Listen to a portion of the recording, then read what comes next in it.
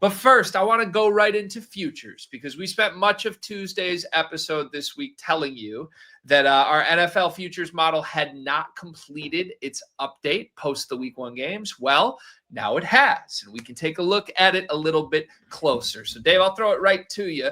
Take us through what we're seeing from our futures change.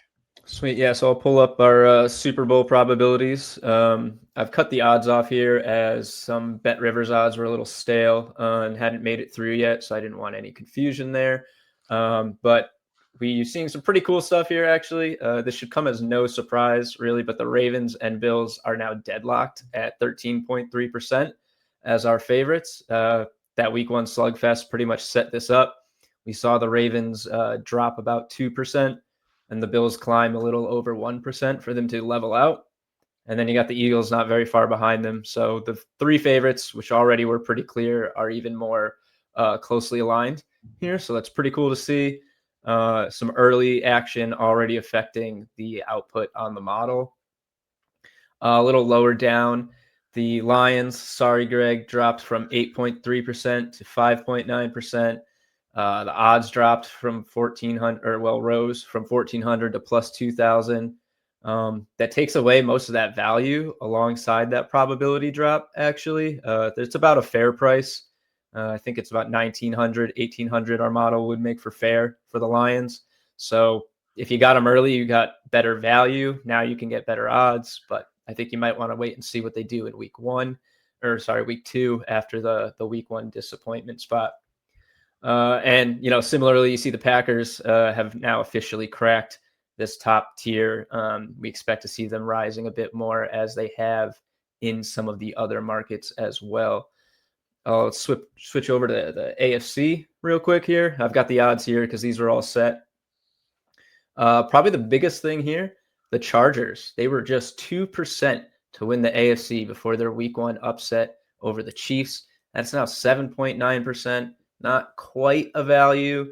That would be about plus 1,150, plus 1,200 for fair odds. So if you're concerned about value, they're not really a play here.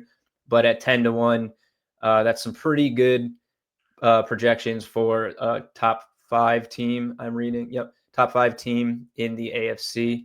I personally grabbed Justin Herbert to win MVP after he had that first down run, like sliding in and pointing at the camera. I was like, yeah, that's an MVP like clip right there. He was 2,200 and he went down to 1,400 after that game. So feeling pretty good about that after week 1, especially with this bump in the model for the Chargers as well.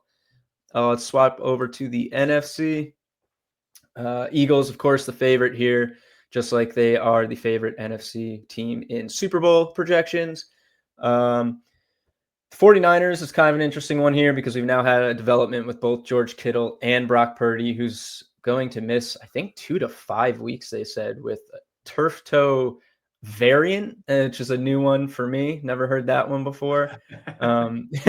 So they've climbed a bit, but this may change pretty quickly now with the Purdy news. That'll take at least a day or two to see that effect. It may not even come into the model until after week 2, to be honest. So the Niners, like we talked about them before on the first show, we got some pretty good preseason value at plus 2,000, but now that's kind of in limbo. Looking at the Packers, they've jumped the Lions, as we mentioned, but here in the NFC, you could see maybe even more of a discrepancy. Look at that odds difference. Our fair odds here are about plus 800. So like we said earlier, the model's not a fan of this Packers team with the Micah Parsons edition, at least as far as buying them as this top contender. This very much can change depending on what happens tonight and over the next couple weeks. Let's just take a quick look at a couple divisions that have seen some pretty good movement. Unsurprisingly, the AFC West. Chiefs are 0-1. Technically get the edge from our model, 1.5% higher than the Chargers to win the division. But as you can see, they have the exact same odds. Chargers are certainly worth a look in this. We talked about them in our season bold predictions about the Chargers knocking off the Chiefs or the Broncos finally winning the AFC West. The Broncos are at 21.5%. 13% probability behind the Chargers and Chiefs. But that 1-0 record over the Chiefs, 0-1, who now get a tough test with the Eagles, certainly puts them in a better position. And one other big one I want to look at is in the NFC North. We're talking this to death maybe a little bit, but the Packers here have climbed over 20%, I think. No, it was 30.6%. We had them before week 1. So a very significant climb here. And the Vikings not too far behind the Lions at 20.9%, with actually shorter odds than the Lions at plus 425 to win this division. That does mean there's value there with 27.7% probability for Detroit from the model. But like we said, what happens in week 2 is probably going to define the next several months for the Lions and what their upside really looks like here. Yeah. So some pretty good stuff in the division futures, AFC futures, Super Bowl futures, lots of movement. We're going to be highlighting these all season long. So anytime there's a big drop or a big jump, we'll talk about it on here. I'm tracking all these futures in a spreadsheet, which I'll probably share after we get a few weeks in and we can really look at some notable movement. But we'll have every futures angle for you coming up.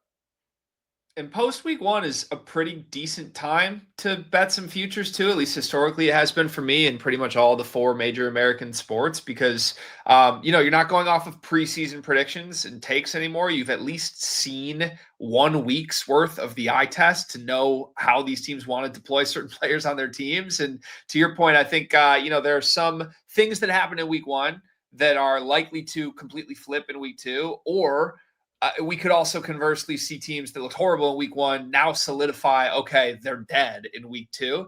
So it's an opportunity. If you think there is some value, if you think there's a team you could short maybe that failed in week 1 that's going to have a nice bounce back, this is not the worst time to jump in. I honestly am surprised with my Lions. Maybe this is just my heartstrings talking, but to see the Vikings with shorter odds to win the division than the Detroit Lions after 1 week, I mean, think about what we would have felt midway through the 3rd quarter when the Vikings had no momentum, just threw a pick 6 to the Bears. And now all of a sudden they're ahead of the Lions in terms of value. It's interesting that the model still technically shows the Lions with a significantly higher probability of winning the division.